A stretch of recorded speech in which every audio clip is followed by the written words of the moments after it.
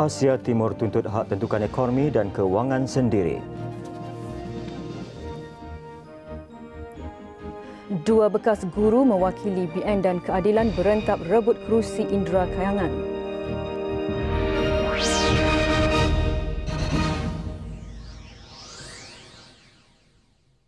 Assalamualaikum dan salam sejahtera. Buletin utama 10 Januari mencela keputusan mahkamah sama seperti mencabar pentadbiran keadilan jenayah.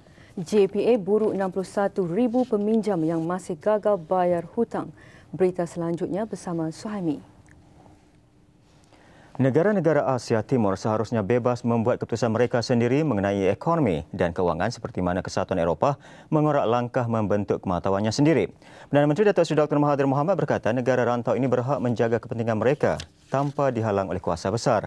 Datuk Seri Dr. Mahathir memberi contoh mata wang euro yang akan memudahkan hubungan dagangan Malaysia dengan negara Eropah. Kata beliau, tindakan itu juga membuka ruang kepada ahli perniagaan membuat perbandingan struktur pasaran negara berkenaan. Setakat ini dianggarkan lebih 10 bilion wang kertas euro dan 50 bilion shilling euro terdapat di pasaran seluruh dunia. Ia sekaligus meletakkan mata wang euro yang kedua terbesar penggunaannya di seluruh dunia berbanding dolar Amerika.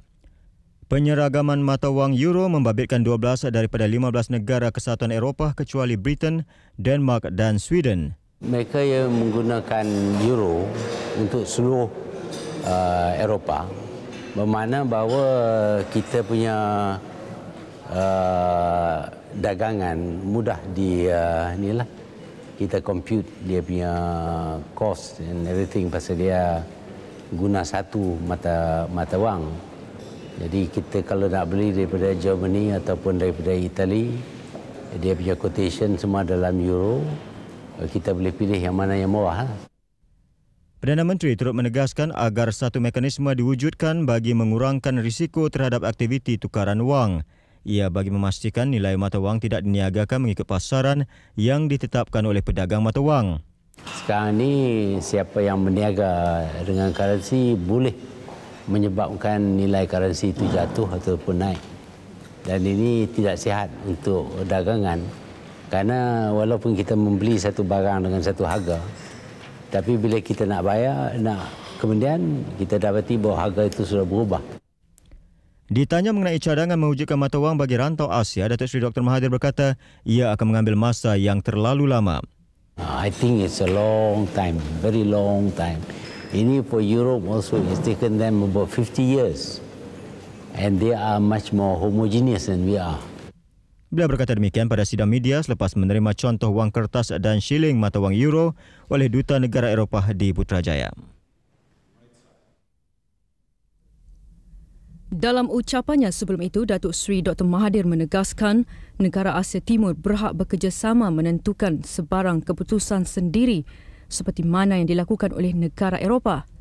As much as Europe has the Europeans have the right to come together, East Asians too should be given that right. Bagaimanapun, beliau mengingatkan usaha itu sering dibangkang oleh banyak pihak yang berkepentingan. Malah terdapat pihak yang terus menghalang Asia untuk berbincang mengenai kedudukan mata wang rantau ini. In East Asia, we tried to set up a simple forum to talk to each other, but we were told that we may not talk to each other unless other people are present also. And the attempt to prevent us from talking to each other is still going on. Tambah Perdana Menteri, jika sistem itu masih tidak diubah, banyak negara anggota akan terus menderita. Mencela keputusan mahkamah dianggap mencabar pentadbiran keadilan jenayah. Menteri di Jabatan Perdana Menteri Datuk Seri Dr. Rais Yatin berkata sebarang bukti yang dikemukakan di mahkamah adalah bukti rasmi mengikut Akta Keterangan 1950. Justru setelah ia diperakui oleh mahkamah, tiada sesiapa boleh mempersendakannya atau mendakwanya sebagai sandiwara. Datuk Seri Dr. Rais berkata demikian sebagai mengulas kenyataan Presiden PAS Datuk Seri Abdul Hadi Awang yang disiarkan oleh utusan Malaysia hari ini. Dalam laporan akhbar ini, Datuk Seri Abdul Hadi dipetik sebagai berkata isu sandiwara berhubung peristiwa di Saud tidak menghina mahkamah. Dan jika ada pihak mengatakan itu sandiwara, pihak itulah terpaksa membuktikan. Jadi dalam bahasa Inggerisnya, the onus is on them to prove that there was in fact a stage play. Katanya ada perkara yang boleh dianggap sandiwara dan ada perkara yang tidak boleh diperkatakan demikian, khususnya setelah mahkamah memutuskan sesuatu kes. Menurut Datuk Seri Dr. Rais, undang-undang negara tidak boleh dipersendakan. Justru katanya sesiapa yang mengeluarkan pandangan seperti itu harus dihadapkan kepada proses penelitian oleh Jabatan Peguam Negara dan terpulang kepada jabatan itu untuk membuat pendakwaan setelah mengumpul bahan-bahan bukti. Datuk Seri Dr. Rais sebelum itu menghadiri majlis sambutan Hari Warga Tua peringkat daerah Jelebu di Simpang Durian. Hanya 10,000 peminjam skim pinjaman pelajaran Jabatan Perkhidmatan Awam JPA yang menjelaskan keseluruhan pinjaman masing-masing. Bayaran balik semua pinjaman itu cuma bernilai 100 juta ringgit, sedangkan keseluruhan pinjaman yang dikeluarkan ialah 2 bilion ringgit. Butirannya bersama wartawan Nur Syafinas Muhammad Syabudin. Ketua Pengarah JPA Datuk Seri Jamaluddin Ahmad Damanhuri berkata, jabatannya kini sedang mengesan baki 61,000 lagi bekas pelajar yang masih belum menjelaskan pinjaman masing-masing. Sehingga kini 57,000 notis tuntutan dikeluarkan dan ianya mendapat reaksi positif daripada pembayar. Kita berpuas hati, tapi kita bukanlah boleh berpuas hati kalau semua kita dapat kesan, kita akan lebih baiklah. Sekarang ni kita sedang mengesan mereka melalui kerjasama daripada jabatan-jabatan seperti Jabatan Pendaftaran Negara, Hasil Dalam Negeri dan sebagainya. Beliau sebelum itu menghadiri majlis pelancaran serta memeterai perjanjian bayaran balik pinjaman pelajaran dan ganti rugi beasiswa antara Pos Malaysia Berhad dengan JPA. Ia bagi memperkenalkan sistem bil tuntutan yang membolehkan peminjam membuat bayaran di mana-mana 633 kaunter pejabat pos di seluruh negara. Kaedah penggunaan billing sistem kepada peminjam ni bagi saya ia bagi satu pilihan lah.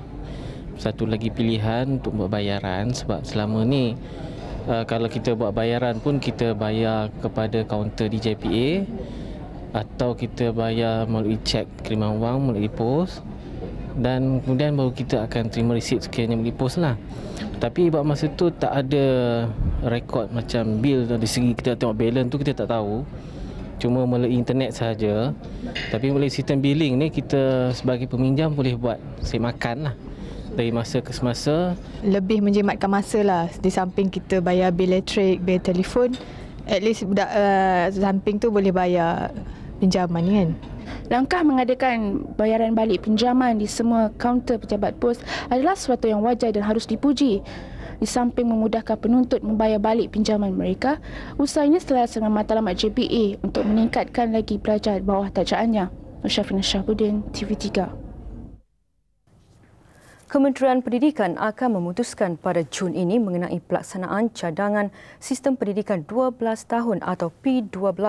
Sehubungan itu, Menteri Pendidikan Tan Sri Musa Muhammad berkata masyarakat dialu-alukan memberi komen mengenai cadangan pemansuhan peperiksaan penilaian menengah rendah atau PMR. Tahun lalu, Kementerian Pendidikan mencadangkan supaya sistem persekolahan 13 tahun dipendekkan menjadi hanya 12 tahun. Sistem persekolahan rendah selama 6 tahun dikekalkan. Sebaliknya, sistem menengah dipendekkan dari 7 menjadi 6 tahun dengan cadangan memansuhkan PMR. Pelajar menengah hanya perlu mengambil peperiksaan Sijil Pelajaran Malaysia SPM. Bagaimanapun, Kementerian Pendidikan tidak terburu-buru untuk melaksanakan sistem P12 itu. Malah menurut Tan Sri Musa, pihaknya akan menangguhkan pelaksanaannya sekiranya keadaan memerlukan. Masyarakat juga, tambah beliau, perlu memberikan reaksi kepada kementeriannya mengenai cadangan pelaksanaan itu bagi memastikan ianya berjalan dengan baik. I feel that moving to a P12 structure is a major change and I want to be sure the public supports the move.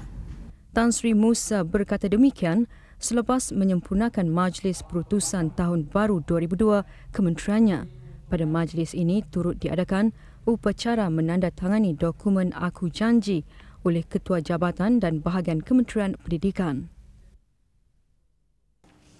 Kuala Lumpur mengulangi kesediaannya untuk menjadi tuan rumah bagi Universiti ASEAN Jepun yang dicadang tahun lalu. Perkara itu dinyatakan oleh Datuk Seri Dr. Mahathir Mohamad dalam pertemuannya dengan rakan sejawatannya dari Jepun, Junichiro Koizumi di Putrajaya siang tadi.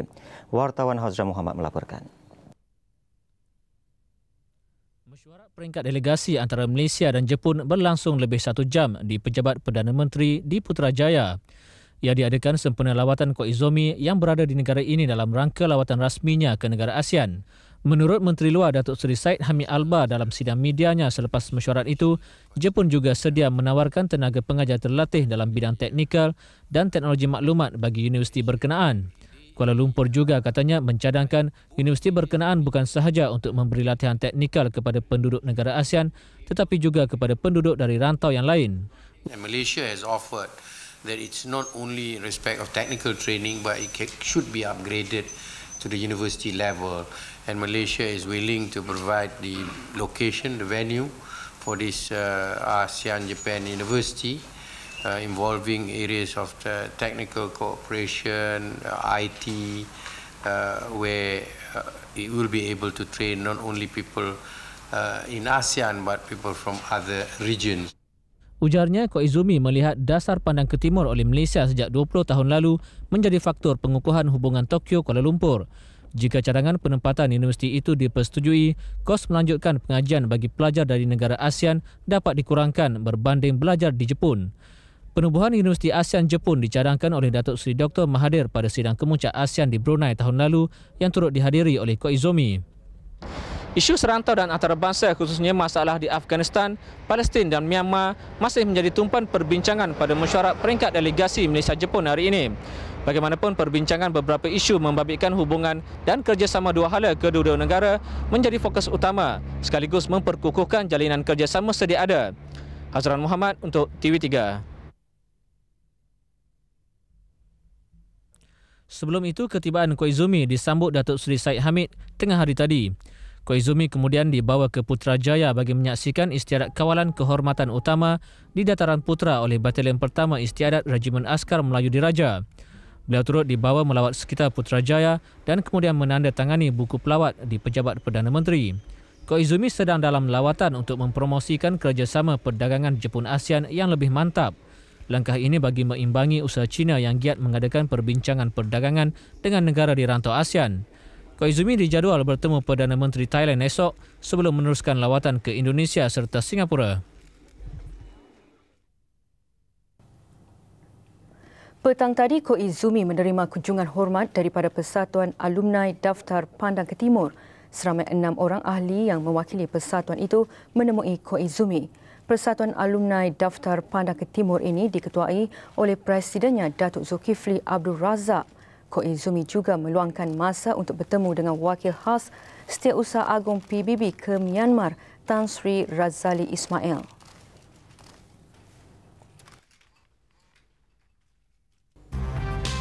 Projek ERL ke KLIA 97% siap. Laporannya seketika nanti.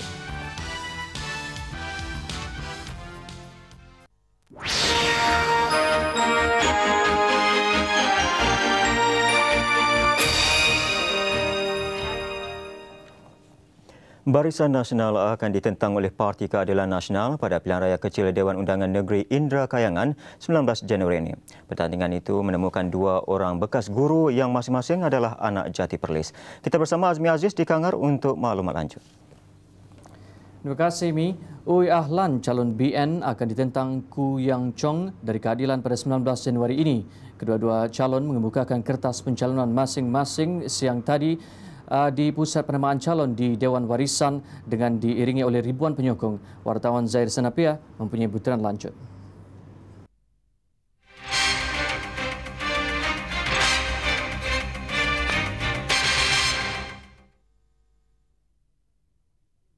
Proses penamaan calon bermula dengan calon BN Kui diiringi ke Dewan Warisan bersama 15,000 penyokong. Perarakan diketuai Timbalan Perdana Menteri Datuk Seri Abdullah Ahmad Badawi. Turut mengiringi Kui adalah Menteri Besar Perlis Datuk Seri Syahidan Kasim yang juga pengurusi BN bagi pilihan raya kecil ini. Selain Presiden MCA Datuk Seri Dr. Ling Leong Sek, Kui juga diiringi oleh barisan pemimpin Parti Komponen BN serta Menteri Kabinet. Beliau mengemukakan kertas pencalonan jam 10.15 pagi. Pencalonannya dicadang oleh Syarif Mak Saman dan disokong oleh Chan Yap Hoi. 13 minit kemudian calon keadilan Koo Yang Chong pula mengemukakan kertas pencalonan dengan diiringi kira-kira 2,000 penyokong diketuai Presiden Keadilan Datin Seri Dr. Wan Azizah Ismail. Pencalonan Koo dicadang oleh Lim Se Chang dan disokong oleh Mat Razali Sabu.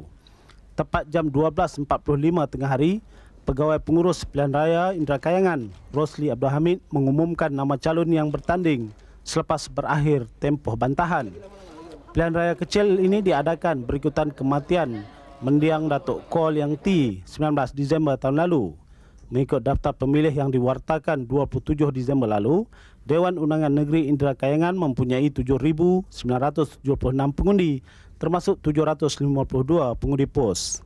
Pada umumnya, proses penamaan calon yang diadakan di Dewan Warisan ini pada hari ini berjalan lancar. Ini sekaligus membuktikan penyokong daripada Parti Barisan Nasional dan Keadilan menunjukkan kematangan politik yang tinggi apabila ia berakhir tanpa sebarang kejadian yang tidak diingini.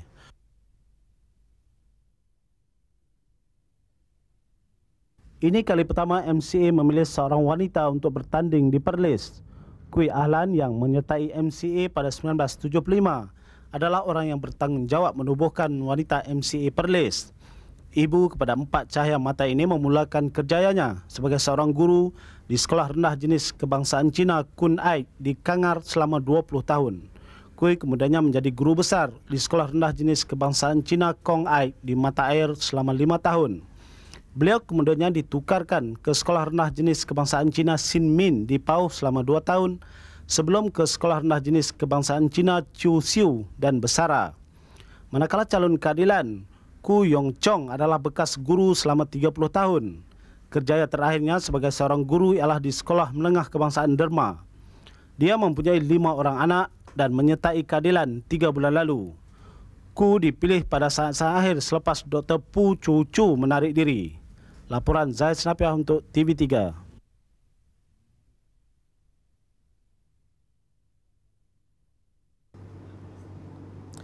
Berdasarkan kewibawaan calonnya yang bukan sahaja disenangi masyarakat setempat tetapi juga berpengalaman luas dalam bidang politik, BN yakin kerusi Indra Kayangan tetap milik mereka.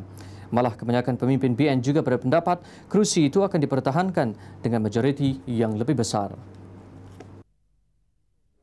Harapan untuk menang bagi calon Barisan Nasional adalah baik dalam pilihan raya kecil ini. Kita, artinya Parti Barisan Nasional, Jentera, telah pun membuat segala persiapan bagi membolehkan kemenangan yang besar, insya-Allah. Semua parti-parti komponen Barisan Nasional memang menunjukkan kerjasama yang elok.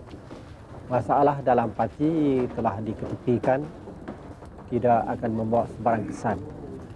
Di peringkat pusat, walaupun ada sedikit sebanyak misunderstanding, tetapi itu adalah bertuju kepada perkara yang dihadapi. Mungkin ada perbezaan apabila kita menghadapi nak membeli Nanyang Siang Pau, tetapi untuk anti-terrorism kita semua bersatu padu. Menghadapi barisan membolehkan Barisan Nasional menang di pilihan raya kecil ni, kita bersatu padu. So ni depending on the topic. Orang India dan juga Parti MIC menyokong calon Barisan Nasional dengan sepenuhnya. Sokongan orang India penting oleh kerana dalam negara kita Barisan Nasional yang mentadbirkan, yang menguasai pentadbiran negara ini telah pun mewujudkan keadaan aman damai dan juga perpaduan di antara kaum. Segala kebaikan yang kita dapat dalam negara kita adalah asaskan atas perpaduan di antara kaum-kaum. Itu yang paling penting. Dan saya percaya bahawa kebanyakan pengundi memang matang dan mereka peka terhadap keadaan negara yang memerlukan kesinambungan dan kestabilan. Ya. dan saya ingin merayu supaya semua pengundi memberi sokongan sepenuhnya kepada Barisan Nasional supaya Kerajaan Barisan Nasional dapat meneruskan semua program pembangunan untuk faedah rakyat. Seperti BN, keadilan juga melahirkan keyakinan mereka untuk merampas indera kayangan. Bagaimanapun, apabila ditanya wartawan mengapa calon keadilan hanya dikemukakan pada saat terakhir, Presidennya Datin Seri Dr. Wan Aziza Ismail berkata ia strategi untuk menghadapi calon BN. Namun jika kehadiran penyokong mengiringi calon masing-masing dijadikan ukuran, keadilan pastinya mengundang masalah. Sekutu utama keadilan PAS tidak menghantar pemimpin utama mereka. Sebaliknya PAS hanya diwakili oleh Naib Presidennya Datuk Mustafa Ali dan Ketua Pemuda Mahfuz Omar.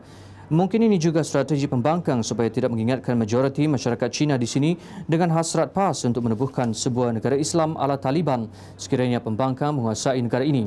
Keadilan juga menerima tamparan apabila DAP menarik diri daripada membantu parti itu di Indra Kayangan.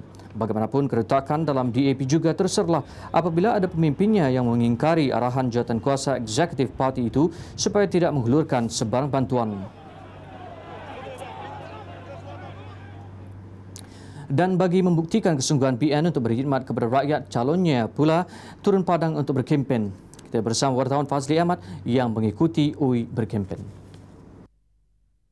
UI memulakan kempennya dengan berkunjung ke bangunan perniagaan. Beliau diiringi oleh pemimpin MCA dan parti komponen lain. UI mengakui tidak menghadapi masalah untuk berkempen kerana tidak perlu memperkenalkan dirinya. Kehadirannya disenangi oleh pengundi kawasan ini dan dia dikenali dengan panggilan cikgu. Cuma terangkan kita kerajaan di bawah pimpinan Kerajaan Negeri Barisan Nasional, kita dapat menikmati banyak-banyak seperti pendidikan yang mereka nikmati sekarang ini demi kepentingan pembangunan negeri Perlis. Mereka kena terang kepada mereka. UI turut berazam untuk memberi khidmat sebaik mungkin kepada rakyat seperti mana yang dibuktikan oleh pemimpin BN lain. Sepanjang tempoh berkempen ini, kedua-dua parti politik yang bertanding akan menggunakan pelbagai cara untuk memancing undi masing-masing. Namun, apa yang perlu diutamakan oleh 7,976 pengundi N8 Dun Indra Kayangan ini ialah memilih calon dan parti politik yang benar-benar berwibawa dan berkebolehan untuk meneruskan kesinambungan pembangunan di kawasan ini. Untuk laporan seterusnya, kita bersama Azmi Aziz. Dan bersama saya pada ketika ini ialah Menteri Besar Perlis Datuk Seri Syahidan Kasim yang juga pengarah pilihan raya BN Negeri dan Indra Kayangan untuk memperkatakan mengenai beberapa perkara terutama sekali dengan misi Barisan Nasional dalam usaha untuk memastikan kemenangan BN di kawasan Dun Indra Kayangan ini. Jadi Datuk Seri, menurut pemerhati politik, senario politik di Perlis ini sudah ketandusan isu selain isu-isu pribadi dan juga cerita-cerita ala politik. Jadi bagi BN, apa sebenarnya isu bagi pilihan raya kali ini, Datuk Seri? Sebenarnya tidak ada isu yang nak dibawa oleh pihak pembangkang. Jadi mereka terpaksa merancang pihak strategi-strategi mereka mencari isu-isu baru. Jadi isu yang terbesar yang nak dimainkan ialah mereka nak cuba cari isu-isu peribadi, termasuk sampai isu anak saya meninggal dunia pun mereka berbincang secara terbuka. Jadi perbuatan tersebut adalah tidak wajar kerana mereka sepatutnya membincang isu-isu yang apa yang keadilan boleh buat untuk membangun rakyat. Jadi oleh kerana tidak ada isu, kalau mereka cari isu-isu baru yang saya anggap itu adalah sebagai fitnah, mengumpat, yang mana ini tidak sesuai dengan budaya orang-orang negeri Perlis. Jadi Datuk Seri, untuk pilihan raya kali ini, apakah janji BN sebenarnya terutama kepada pengundi Indra Kayangan? Kita bukan berjanji, tapi kita akan meneruskan usaha-usaha untuk membangun demi kesejahteraan rakyat. Jadi apa yang kita buat sekarang kita akan teruskan dengan sebaik mungkin. Dan doa kita ialah semoga rakyat mendapat khasanah ataupun kebahagiaan di dunia dan juga kebahagiaan di akhirat. Itu ialah usaha yang kita buat sekarang ni kita akan teruskan sebagaimana yang semua rakyat boleh jadi saksi sekarang. Terima kasih Datuk Seri. Sama-sama. Itu dia sedikit pandangan dari Datuk Seri Syahidan Kasim. Dan dengan itu sekian dulu dari kami di Kangar Perlis untuk laporan pilihan raya kecil Dun Indra Kayangan. Kita kembali ke Seri Pentas. Terima kasih Azmi. Projek pembinaan kemudahan perkhidmatan kereta api Express Rail Link ERL ke lapangan terbang antarabangsa Kuala Lumpur KLIA kini 97% siap. Express Rail Link Sudian Berhad LSB mensasarkan 20% pengguna KLIA akan menggunakan perkhidmatan itu apabila ia beroperasi pada 19 April depan. Saya difahamkan bahawa tahun lepas KLIA telah menerima sebanyak 15 juta pengunjung ataupun pengguna Jadi mengikut kajian kemungkinan kami hanya memerlukan 20% daripada jumlah tersebut 20% untuk menjayakan projek ini ERLSB akan menawarkan dua jenis perkhidmatan iaitu perkhidmatan kereta api tanpa henti ERL antara KL Sentral dan KLIA pada April 2002. Manakala perkhidmatan kereta api komuter CRS dijadual diperkenalkan 3 bulan selepas itu.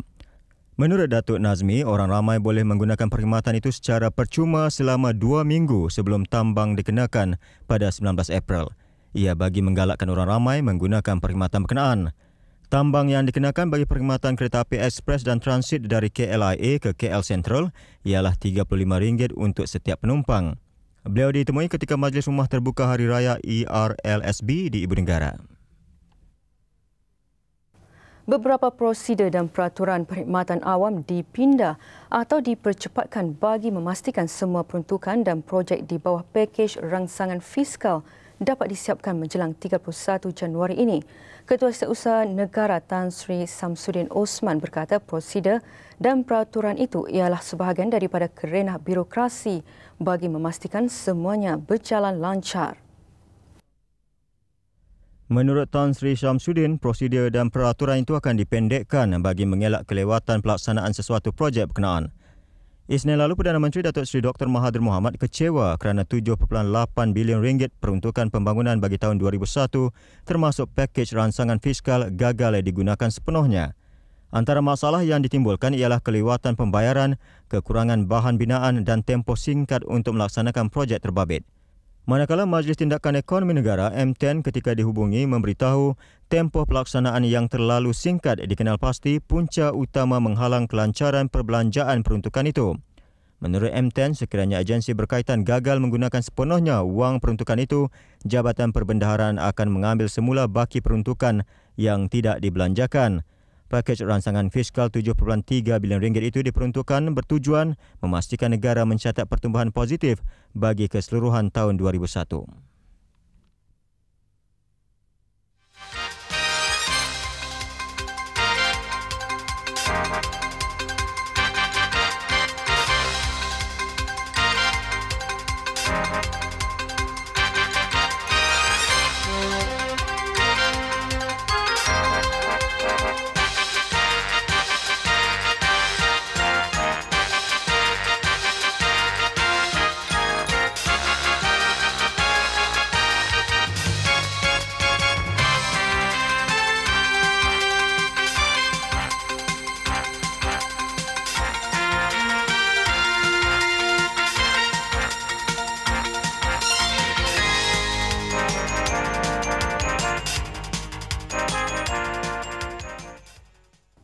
Institusi Pengajian Tinggi Awam IPTA perlu mewujudkan skim apprentice bagi membolehkan pelajar bidang tertentu seperti kejuruteraan elektronik ditempatkan di kilang untuk jangka masa ditetapkan ketika pengajian.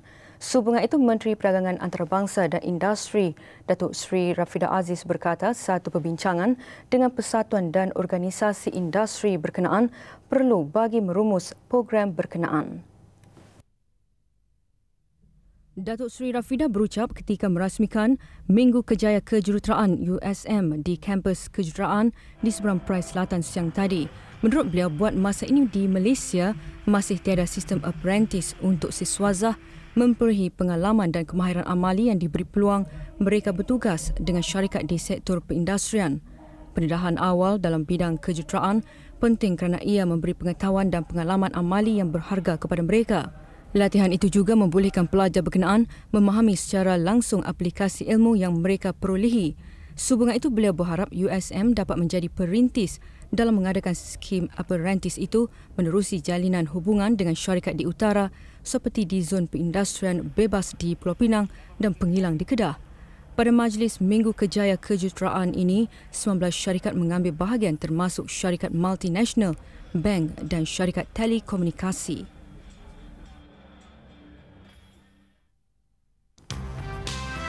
Gagal selamatkan harta benda, 100 orang tinggal sehelai sepinggang.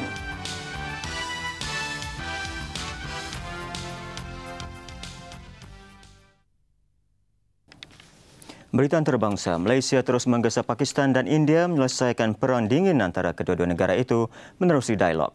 Menteri Luar Datuk Seri Syed Albar berkata ini kerana jika tercetusnya peperangan, ia tidak membawa sebarang kebaikan kepada masyarakat dunia maupun menguntungkan kawasan serantau. Tetap pasal kita punya pendekatan ini pegangan Malaysia sebagai satu asas dasar fundamental kita, iaitu apa juga konflik perlu diselesaikan melalui dialog. Perundingan sebagai satu pendekatan yang kita ini, dan tidak ada sesuatu yang dapat diselesaikan melainkan kedua-dua belah pihak rela untuk bertemu. Menurut Datuk Seri Syed Hamid, New Delhi, Islamabad seharusnya menghargai usaha pelbagai pihak untuk mendamaikan mereka.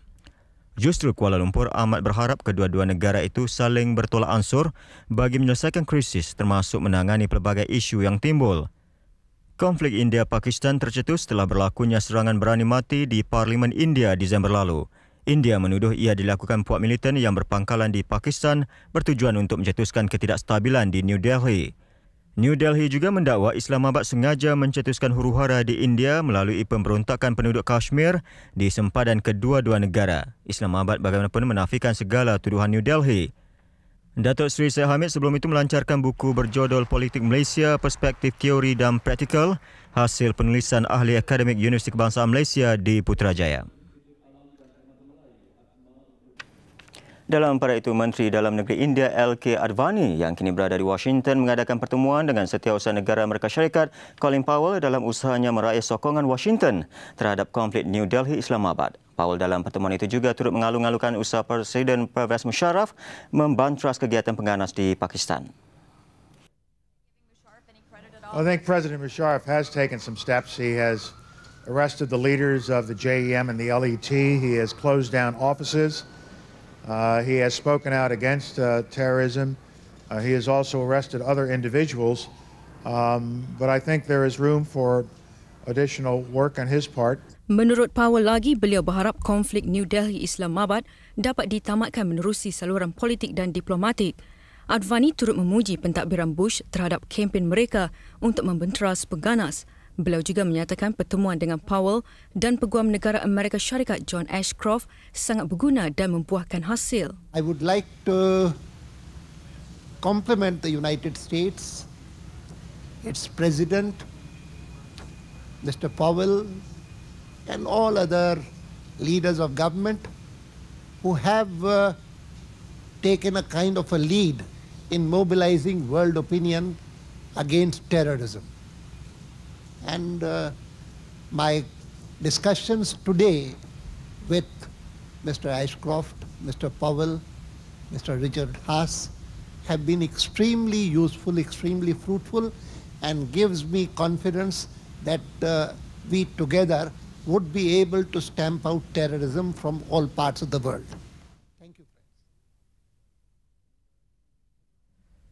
Sementara itu, Menteri Pertahanan India George Fernandes melawat Kashmir hari ini bagi mengkaji semula tahap keselamatan di wilayah bergolak itu. Kawalan keselamatan turut diperketatkan sempena lawatannya. Polis, tentera dan pasukan separa tentera melakukan rondaan di Srinagar bagi mengelakkan serangan puak militan ke atas kemudahan dan kem pasukan keselamatan.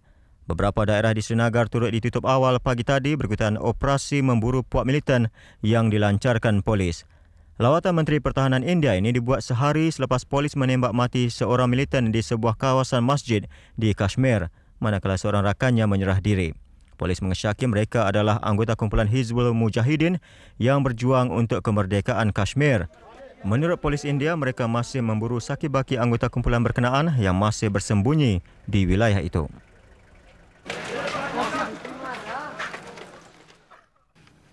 Susulan pembunuhan 4 tentera Israel di Karem Shalom oleh kumpulan militan Palestin semalam, tentera Israel hari ini merobohkan berpuluh-puluh bangunan di Rafah, selatan semenanjung Gaza sebagai tindak balas terhadap serangan itu.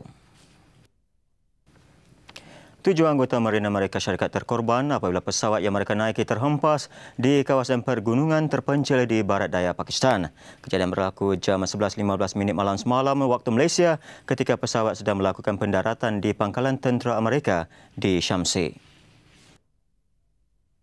I can confirm that there has been a plane crash in Pakistan involving a KC-130. The Department of Defense is investigating all information pertaining to it. And the President has been informed about it. Pesawat dari Jacobabad, Pakistan itu dalam misi persinggahan untuk membekalkan minyak ke pangkalan udara di Shamsi. Pasukan mencari dan menyelamat yang terdiri daripada tentera Amerika dan Pakistan kini berada di tempat kejadian. Setakat ini identiti mangsa belum dapat diumumkan. Semua penumpang dan anak kapal bagaimanapun dilaporkan maut dalam nahas ini. Pesawat jenis KC-130 mempunyai pelbagai kegunaan seperti mengisi minyak dan sering digunakan sebagai pesawat pengangkut bekalan dan tentera. Nahas ini adalah yang kedua membabitkan pesawat Amerika Syarikat sejak kempen anti pengganas Washington ke Kabul bermula 7 Oktober lalu. Good afternoon. Peningkatan pemain muda legakan Polisek. Buletin sukan bersama Faisal Ismail sebentar nanti.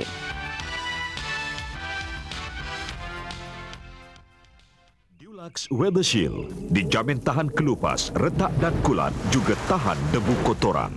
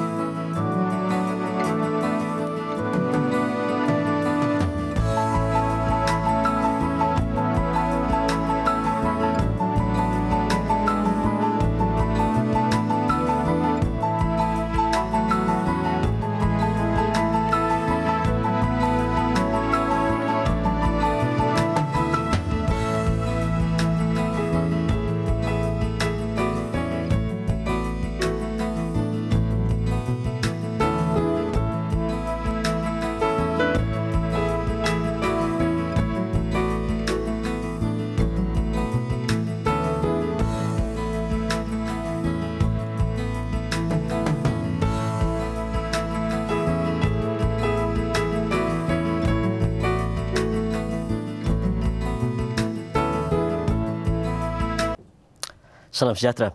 Lumba kereta Formula 1 musim 2002 yang bermula Mac ini sudah menampakkan saingan sengit. 9 daripada 12 pasukan F1 sedang menjalani sesi ujian rasmi di Barcelona, Spanyol. Pasukan Sauber Petronas tidak kurang menyerlah menerusi gandingan Nick Heidfeld dan pemandu barunya Felipe Massa. Ujian terbaru, Heidfeld menduduki tempat kedua di belakang Juan Pablo Montoya. Selain Sauber Petronas, pasukan terkemuka yang turut menjalani sesi ujian rasmi di Barcelona ialah Ferrari, McLaren dan Williams. Pada ujian hari pertama, Heidfeld menduduki tempat ke-7, menamatkan 54 pusingan dengan catatan 1 minit 22.349 saat. Manakala rakan sepasukan barunya Felipe Massa dari Brazil di tempat ke-8 dengan masa 1 minit 22.466 saat menerusi 35 pusingan. Heidfeld lebih menyerlah pada sesi terbaru siang tadi dengan menduduki tempat kedua di belakang pemandu Williams Juan Pablo Montoya. Bagaimanapun, cuaca sejuk dan lembap dengan suhu 10 darjah Celsius menyukarkan semua pasukan untuk benar-benar menguji jentera masing-masing. Ia juga menyaksikan masa hanya menamatkan 7 pusingan pada sesi terbaru untuk menduduki tempat ke-15. Selain Montoya, David Coulthard dan Jenson Button juga mempamer pemanduan yang baik di Barcelona.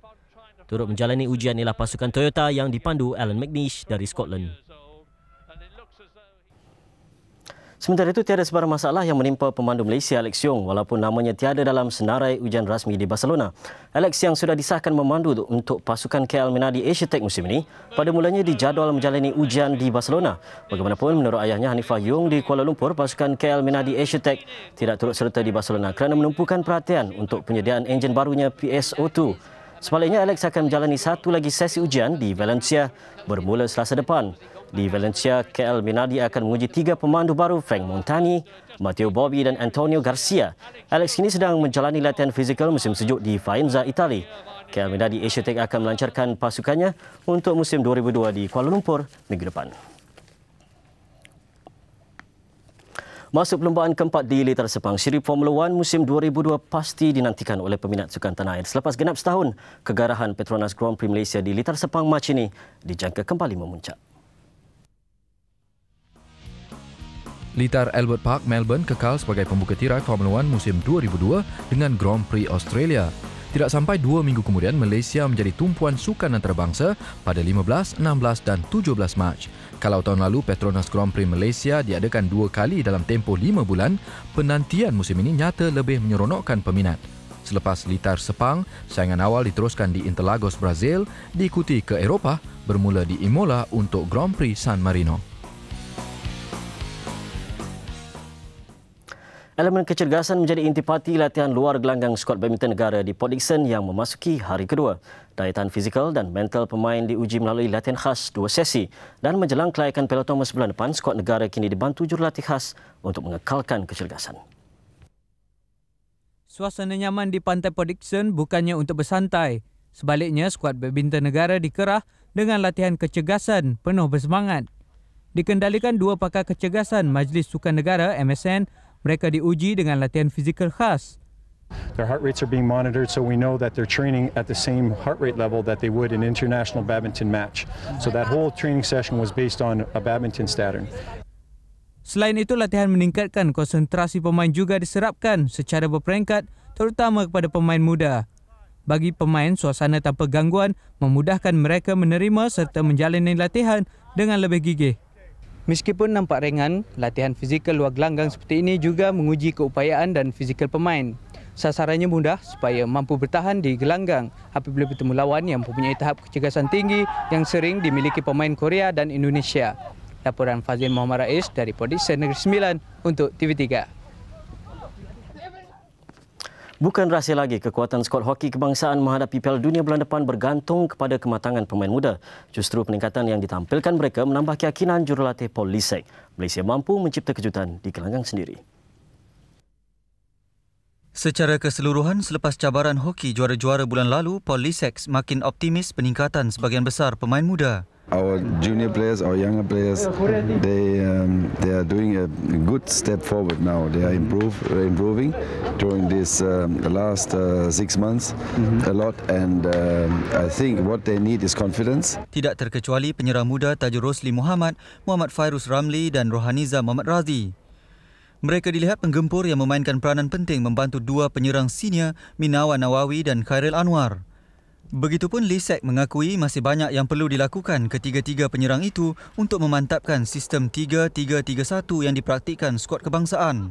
Antaranya aspek kecergasan, kemahiran mengawal bola dan menghidup peluang terhad.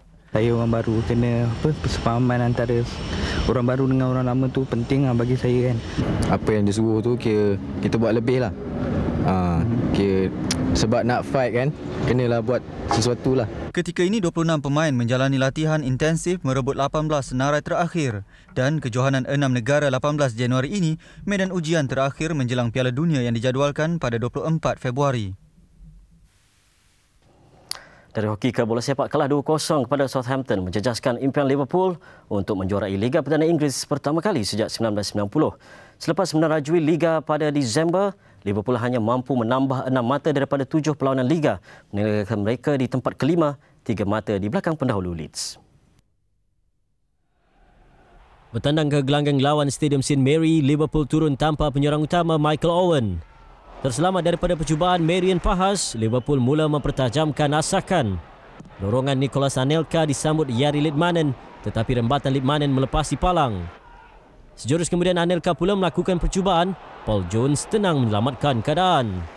Minit ke-61, halangan Sammy Hyypiä ke atas Matt Oakley membolehkan Southampton mendapatkan penalti dan James Beattie menyudahkannya untuk kedudukan 1-0.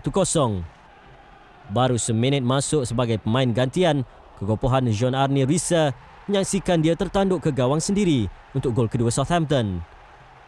Ketinggalan 2 gol percubaan lewat Liverpool untuk menukar keputusan perlawanan tetap gagal. Pasti ada lagi perkembangan dalam sukan antarabangsa. Kita ke meja sukan untuk mengetahui apakah yang terbaru bersama Abu Bakar Ratan. Terima kasih Faizal di studio. Di meja sukan kita terus saja melihat apakah berita yang baru masuk di saat ini dari Moskow, iaitu hasrat pasukan negara Rusia untuk menyerlah pada Sukan Olimpik musim sejuk di Salt Lake City pada 8 hingga 24 Februari ini. Rusia ingin menduduki tangga teratas walaupun pada 4 tahun yang lalu menduduki di tempat ketiga selepas Jerman dan Norway. Selain itu, ada satu berita yang menarik juga dari London, iaitu selain keputusan ataupun senarai kedudukan jadual perlawanan suku akhir untuk Piala Perancis, juga ada satu berita yang menarik, iaitu satu catatan rekod 34 sepakan penalti yang telah berlaku dalam perlawanan Liga Amatur di England, iaitu di Yorkshire, England, di antara pasukan Little Town yang setelah kedudukan seri 1-1, percaya ke anda, kedua pasukan telah menjaringkan 17 gol untuk setiap pasukan. 17 sama kedudukan penalti yang sekaligus memaksa perlawanan ditangguhkan dan kemungkinan rekod 34 sepakan penalti dalam satu perlawanan akan dimasukkan dalam Guinness Book of World Record. Jadi setakat itu dari meja sukan kita kembali ke studio bersama Faizal. Terima kasih Bakar. Sekian dulu buat waktu ini, kembali bersama Suhaimi dan Azlina seketika nanti. Salam hormat dan selamat malam. Lebih sejuta keping video cakra padat VCD dan cakra padat CD cetak rompak dan lucah dirampas di sekitar ibu negara sepanjang 15 bulan lalu. Datuk Bandar Kuala Lumpur Kolonel Datuk Muhammad Syahid Muhammad Taufik berkata, kebanyakan rampasan dilakukan di pasar malam dan premis perniagaan. Siang tadi, hampir 204,000 keping VCD dan CD yang tidak dituntut oleh pemiliknya sepanjang Oktober 2000 hingga November tahun lalu dilupuskan di stor sitaan di BKL Ceras. Cakra padat ini adalah sebahagian daripada sejuta perisian yang dirampas pada tahun 2001 dan penghujung 2000 di sekitar Kuala Lumpur. Kolonel Datuk Muhammad Syahid berkata, kejayaan itu hasil kerjasama bahagian penguatkuasa Dewan Bandaraya Kuala Lumpur di BKL dan Kementerian Perdagangan Dalam Negeri dan Hak Ehwal Pengguna. Menurutnya, sebanyak 646 serbuan serta tindakan dilakukan di premis terbuka, terutamanya pasar malam sepanjang tahun 2001. Kita nak membanteras amalan buruk ni tentang perkara lucah ni, supaya kita dapat membina masyarakat daripada kecil lagi atas nilai-nilai yang baiklah. Murni perkara ini kalau tidak dibendung, dia akan merebak dan menjadi satu penyakit yang akan boleh meruntuhkan moral seluruh masyarakat akhirnya. Sementara itu, menurutnya penutupan Jalan Bukit Bintang setiap Sabtu bertujuan untuk menaik taraf jalan sedia ada serta memberi peluang kepada orang ramai untuk bersantai. Sehubungan itu, beliau meminta peniaga di kawasan terbabit supaya memberi kerjasama bagi membolehkan pihaknya membaik pulih kawasan berkenaan. Sejumlah 25,000 botol minyak wangi tiruan bernilai lebih RM265,000 dirampas dalam 3 serbuan di Batu Cave, Selangor siang tadi. Rampasan dianggap terbesar tahun ini dilakukan hasil aduan pemilik cap dagang syarikat terbabit. Bahagian Penguatkuasa Perdagangan Dalam Negeri dan Hak Ehwal Pengguna menyerbu premis penyimpanan di kawasan perindustrian Batu Cave. Operasi dimulakan pada jam 2.30 petang dengan disertai oleh 10 pegawai yang terpaksa memecahkan pintu stor simpanan untuk melakukan pemeriksaan. Selain minyak wangi, beberapa barang lain seperti topi, kemeja T dan jaket berjenama Ferrari. Operasi berjaya mengesan pemilik stor simpanan namun tiada sebarang tangkapan dibuat. Sabit kesalahan, pemilik terbabit boleh dihukum denda RM250,000 atau 5 tahun penjara atau kedua-duanya di bawah Akta Perihal Dagangan 1972. Aduan diterima dari pemilik cap dagang berkenaan yang menyatakan bahawa 3 tempat di Lembah Kelang, iaitu di 3 di Batu Caves, 2 di Batu Caves, Taman Industri Botan Batu Caves dan 1 di Jalan Raja Laut. Dalam ketiga-tiga operasi tersebut, pegawai-pegawai buah harian puasa telah berjaya merampas kira-kira 25,000 botol minyak wangi jenama berkenaan. 100 orang tinggal selai sepinggang dalam kebakaran yang memusnahkan 20 buah kediaman di Pandan Dalam, Ampang pagi tadi. Kebakaran berlaku jam 9.40 pagi. Pasukan bomba dan penyelamat menerima panggilan jam 9.49 pagi dan tiba di tempat kejadian 7 minit kemudian. 5 jentera dari Balai Pandan Indah, Ampang, Jalan Hantuah Pudu dan Jalan Tun Ismail bersama 35 anggota diketuai penguasa M. Murgaya terbabit dalam operasi pemadaman. Ketika kejadian, kebanyakan penghuni tiada di rumah kerana keluar bekerja. Api marak dengan cepat kerana rumah didirikan terlalu rapat. Kebakaran dapat dikawal 15 minit kemudian. Tiada kemalangan jiwa dilaporkan manakala jumlah kerugian dan punca kebakaran masih disiasat. Semua mangsa ditempatkan di Dewan Orang Ramai Pandan Dalam.